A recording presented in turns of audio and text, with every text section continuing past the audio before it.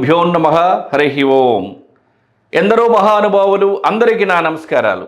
వాస్తు వాస్తవం, జ్యోతిష్యం నిజం అనేటువంటి నినాదంతో మనం ముందుకు వెళ్తూ ఉన్నాం. ఆ క్రమంలో ఈరోజు మనం తెలుసుకోవాలనుకుంటున్నటువంటి విషయం ఏమిటంటే, అసలు నిర్మాణానికి సంబంధించి ఏ స్థలం కొనాలి, నిర్మాణానికి సంబంధించి ఏ స్థలాలు పనికొస్తాయి అంటే, అన్ని స్థలాలు అందరికీ పనికిరావు, అలాగని అన్ని స్థలాలు అందరికీ పనికిరాకుండా కూడా పోవు. కొన్ని స్థలాలు కొంతమందికి పనికొస్తాయి, కొన్ని స్థలాలు కొంతమందికి పనికిరావు. ఎందుకంటే మనుషులందరూ ఒకే విధంగా లేరు కదా. మన చేతికి ఉన్నటువంటి వేళ్ళు కూడా అన్నీ కూడా ఒకే సైజులో లేవు కదా. కాబట్టి కొంతమందికి కొన్ని ఫేసింగ్లు, కొంతమందికి కొన్ని ఫేసింగ్లు సరిపోతాయి. అసలు నిర్మాణానికి సంబంధించి ఏ నిర్మాణానికి సంబంధించి అయినా సరే, ఒక వ్యాపారానికి సంబంధించి కావచ్చు, గృహ నిర్మాణానికి సంబంధించి కావచ్చు, లేదంటే గర్భగుళ్ళు, దేవాలయాలకు సంబంధించి అయినా సరే, స్థలం ఎన్నుకోవటం అనేది ప్రప్రథమం. ముఖ్యంగా స్థలాన్ని ఎన్నుకోవాలి. ముందు స్థలాన్ని ఎన్నుకునేటప్పుడు యజమాని యొక్క పేరు, నామ అక్షరాన్ని బట్టి ఫేసింగు, వర్గు చూసుకోవాలి. అంటే కొంతమందికి తూర్పు ఫేసింగ్ సెట్ అవుతుంది, కొంతమందికి పడమర ఫేసింగ్ సెట్ అవుతుంది, కొంతమందికి దక్షిణం ఫేసింగ్ సెట్ అవుతుంది, కొంతమందికి ఉత్తరం ఫేసింగ్ సెట్ అవుతుంది. అది నామ అక్షరాన్ని బట్టి, అంటే మీ తల్లిదండ్రులు కానీ మీ పెద్దవాళ్ళు కానీ పెట్టినటువంటి పేరు ఏదైతే ఉందో దాని ప్రకారము, లేదా మీ నక్షత్రం ప్రకారం మీకు ఏ వర్గ్ వస్తుంది అంటే, నక్షత్రానికి 4 పాదాలు ఉంటే 4 అక్షరాలు వస్తాయి ఒక నక్షత్రానికి. అంటే మీది ఏ నక్షత్రం, ఒకవేళ మీకు డేట్ ఆఫ్ బర్త్ లేదనుకోండి, మీ పేరును బట్టి మీరు చూసుకోవాలి. డేట్ ఆఫ్ బర్త్ ఉందనుకోండి, మీ నక్షత్రాన్ని బట్టి మీకు నామ అక్షరం వస్తుంది. ఆ అక్షరాన్ని బట్టి వర్గు నిర్ధారణ అవుతుంది.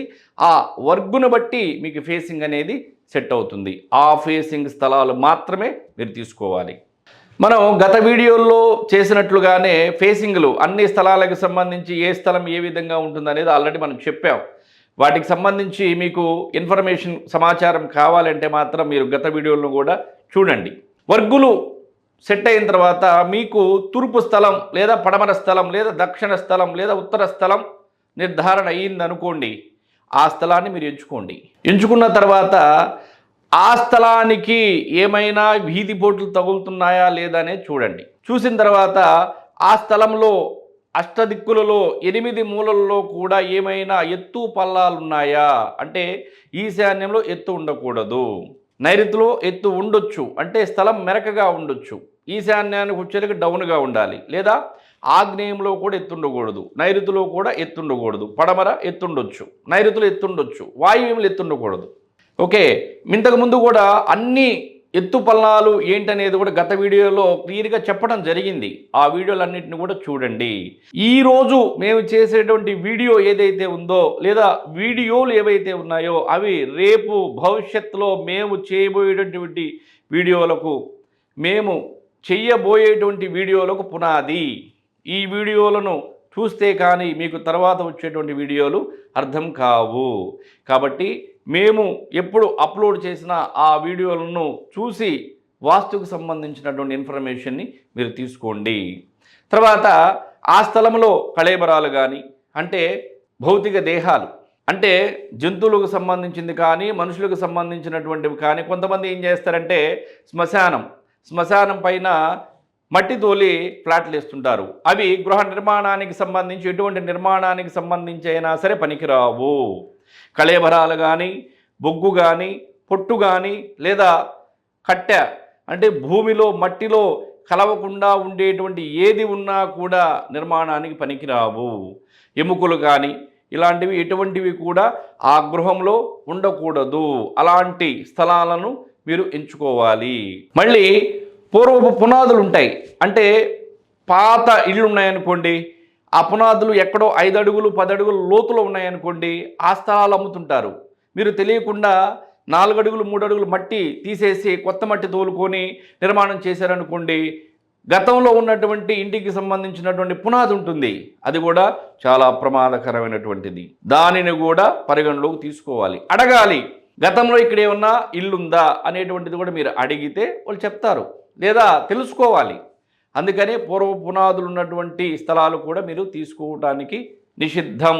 తీసుకున్నా కూడా అవి తీసేసి మీరు నిర్మాణాలు చేసుకోవాలి. మళ్ళీ ఆ స్థలానికి సంబంధించి అది చతురస్రాకారంలో ఉందా లేదా దీర్ఘ చతురస్రాకారంలో ఉందా అనేటువంటిది కూడా చూసుకోవాలి. అంటే నైరుతి పెరిగిందనుకోండి చాలా డేంజర్, వాయువ్యం పెరిగిందనుకోండి చాలా డేంజర్, ఆగ్నేయం పెరిగిందనుకోండి అది చాలా డేంజర్, లేదు ఆ మూడు కరెక్ట్గా ఉండి ఈశాన్యం పెరిగిందనుకోండి సుభిక్షం. అంటే ఏ మూల పెరిగింది, పెరగకూడనటువంటి మూల ఏమన్నా పెరిగిందా అనేటువంటిది కూడా చూసుకొని, పెరగకూడనటువంటి మూల కనుక పెరిగితే దాన్ని తెంపు చేసుకొని తద్వారా మీరు నిర్మాణాలు చేసుకోవాలి.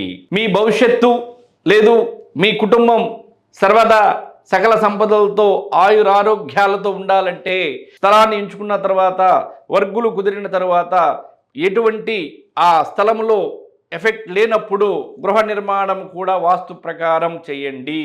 వాస్తు ప్రకారం గృహ నిర్మాణం చేయడం వలన జరిగేటువంటి మంచి ఖచ్చితంగా మీకే జరుగుతుంది. సో స్థలాన్ని ఎన్నుకునేటప్పుడు ఈ ముఖ్యమైనటువంటి విషయాలను మీరు తెలుసుకోవాలని ఈ విషయాలు మీకు చెప్పాను. దయచేసి వాస్తు శాస్త్రాన్ని విస్మరించవద్దు, వాస్తు శాస్త్రాన్ని పాటించండి, శాస్త్రం ప్రకారం నిర్మాణాలు చేయండి. శాస్త్రం మీకు తెలియకపోతే తెలిసినటువంటి వారిని అడిగి శాస్త్రం ప్రకారం నిర్మాణాలు చేయవలసినదిగా నా మనవి. నమస్కారం.